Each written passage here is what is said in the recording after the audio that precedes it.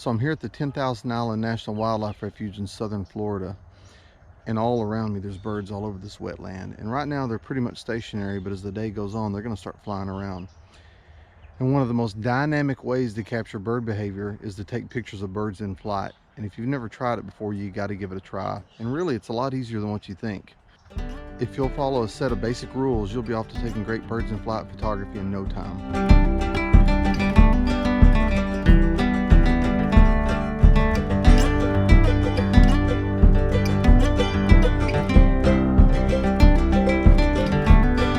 So the first thing I'll do is get my camera set up right.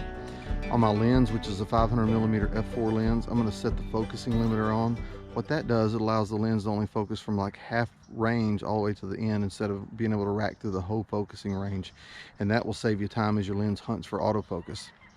The second thing I'm going to do, I prefer to set my camera on aperture priority, and then I just adjust with exposure compensation and set my aperture accordingly from there. I'm going to shoot my camera in burst mode so I can take a lot of pictures at one time. And then I'm going to set my ISO probably between 400 and 800 depending on the light. And then I'll set my focus point on the middle point. Some of these newer cameras like this Canon R5 will pick up focus wherever it goes, but on my older cameras the middle focusing point seems to be the most accurate, and that's the one I like to set. The second thing, of course, with wildlife photography is just be patient. Whenever I'm taking pictures of birds in flight, one of the things I'm doing is I'm looking for birds that are coming from way out. And you know, it may be really active and there may be birds flying all around you, but don't get distracted by all the birds around you. Pick a bird a long way out and track that one bird until it comes all the way in.